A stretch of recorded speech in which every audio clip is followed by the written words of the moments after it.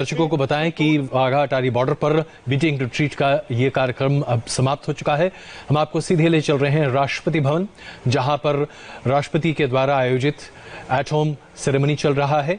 और आप देखिए, इंडिया टीवी के चेयरमैन रज शर्मा जी आमंत्रित हैं। वरिष्ठ मीडिया के ग्रुप के लोग वहां पर मौजूद हैं और रज शर्मा जी यहां पर मौजूद हैं और बातचीत हो रही है, लेकिन सोशल डिस्टेंसिंग के साथ। बीजेपी के अध्यक्ष जेपी नड्डा जी के साथ रज शर्मा जी मौजूद हैं।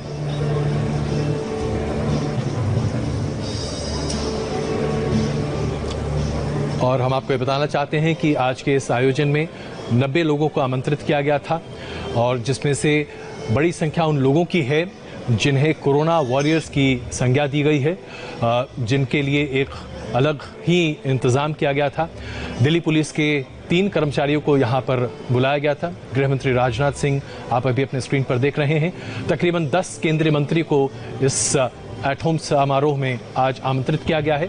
1200 से 1500 के आसपास लोगों की लिस्ट या फहरिस्त हुआ करती थी जिन्हें आमंत्रित किया जाता था, लेकिन आज वो लिस्ट बहुत छोटी है। बहुत कम संख्या में पत्रकारों को भी बुलाया गया है, वरिष्ठ पत्रकारों को, और इंडिया टीवी के चेयरमैन रज शर्मा जी भी इस समारोह में एट होम समारोह में मौजूद हैं।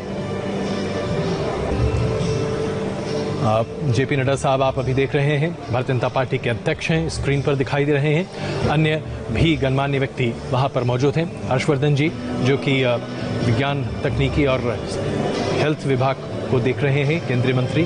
उसके साथ साथ कुछ विदेशी राजनयिकों को भी आमंत्रित किया गया है। और अजीत डोभाल अभी आपके स्क्रीन पर दिख रहे हैं, अरब कंट्री और गल्फ कंट्री के प्रवक्ताओं से बातचीत कर रहे हैं। ये तस्वीरें आपको बयां कर रही हैं, आप देखें। राजनाथ जी इस वक्त जेपी नड्डा जी से मुलाकात कर रहे हैं और तमाम अन्य वहां पर गणमान्य व्यक्ति भी मौजूद हैं। एट होम सेरेमनी की सीधी तस्वीरें आप देख रहे हैं। दरअसल राष्ट्रपति के द्वारा एट होम सेरेमनी में बहुत ही कम लोगों को बुलाया गया है, जिसमें प्रधानमंत्री के साथ साथ अन्य गणमान्य व्यक्ति भी यहाँ पर मौजूद हैं। भारतीय जनता पार्टी के वरिष्ठ नेता और उसके साथ साथ केंद्रीय कैबिनेट के तकरीबन 10 मंत्री, राजनयिक, कूटनीति यहाँ पर मौजूद हैं। और उसके साथ साथ सबसे बड़ी बात यह है कि इस बार एक बड़ा बदलाव ये देखने को मिल रहा है। कोरोना वॉरियर्स को बाकायदा पूरे सम्मान के साथ यहाँ पर बुलाया गया है। सीडीएस विपिन रावत मौजूद हैं और उसके साथ साथ आपने थल सेना अध्यक्ष को भी अपने स्क्रीन पर देखा। विदेश मंत्री जयशंकर जी इस वक्त अभी आपके स्क्रीन पर दिखाई दे रहे हैं। इस बार सबसे अलग इंतजाम ये रहा कि बूफे का कोई इंतजाम नहीं था। सभी लोगों को अलग अलग स्थान पर बैठने के लिए आमंत्रित किया गया था और उसके आधार पर ही वहीं पर भोजन का एक हल्का सा आयोजन भी था, जिसे लेकर समस्या ये बताई जा रही थी कि आखिरकार किस तरह से लोगों को सर्व किया जाएगा, क्योंकि उसके लिए बड़ी संख्या में लोगों की आवश्यकता थी। वरिष्ठ पत्रकार रामकृपाल सिंह इस वक्त हमारे साथ मौजूद हैं। रामकृपाल जी, राष्ट्रपति के द्वारा आयोजित एट होम की ये तस्वीरें बीते किसी भी साल की एट होम की तस्वीरों से बिल्कुल भिन्न हैं। ये तस्वीरें आज कोरोना की याद हमें बहुत ज्यादा करा जाती हैं।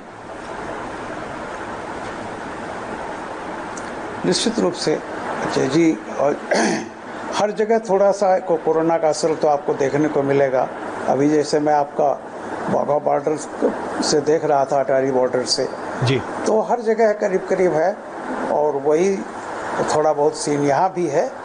लेकिन कुल मिला के जो आज दिन में जिस तरह से हमें प्रधानमंत्री की स्पीच ने एक तरह से ढाढ़स बंधाया है और तमाम उत्साह दिया है, कोई बात नहीं है। इससे निपटने का एक हौसला तो है लोगों में, एक भरोसा भी बढ़ा है, सारी चीज़ें जी। रामकृपाल जी, हम आपके पास आते हैं, लेकिन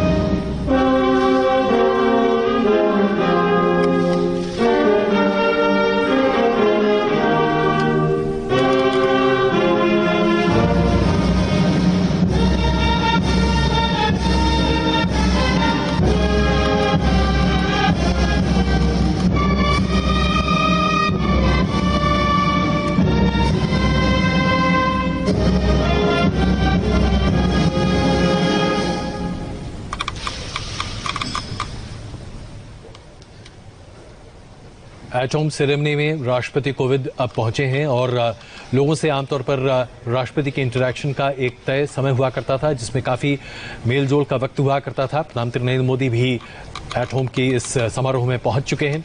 राष्ट्रपति कोविंद अब वहां मौजूद तमाम लोगों से बातचीत करेंगे। प्रधानमंत्री नरेंद्र मोदी जिस टेबल पर हैं वहीं पर राष्ट्रपति जी भी बैठे हैं उपराष्ट्रपति वेंकैया नायडू के साथ और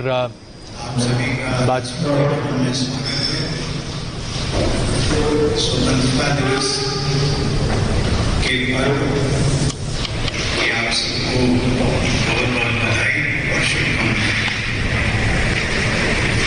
हम सब लोग वर्तमान में कोविड-19 के प्रकोप के दौर से गुजर रहे हैं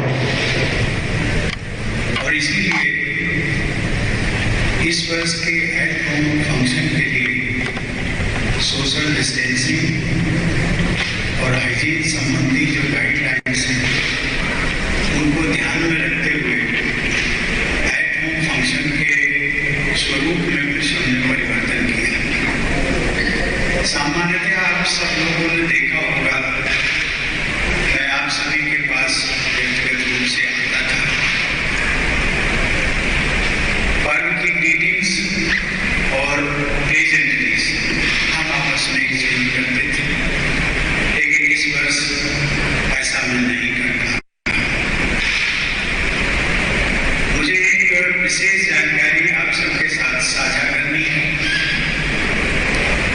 आज हमने इस एट होम फंक्शन में दिल्ली में जो कार्यरत हमारे फ्रंट लाइन कोरोना वॉरियर्स हैं उन सबको स्पेशल गेस्ट के रूप में आमंत्रित किया।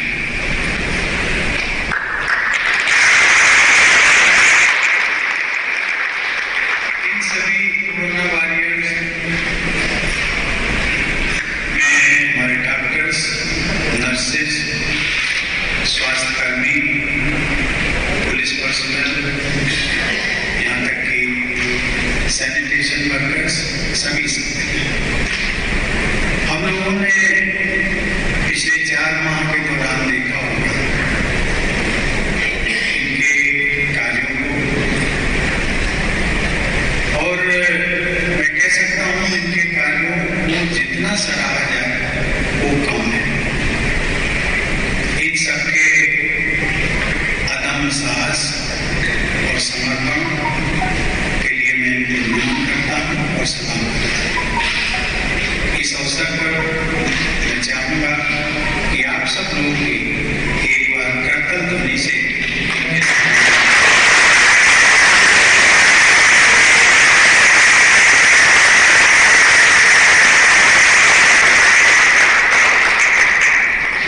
अब मैं वेदी के लिए आमंत्रित करता हूं।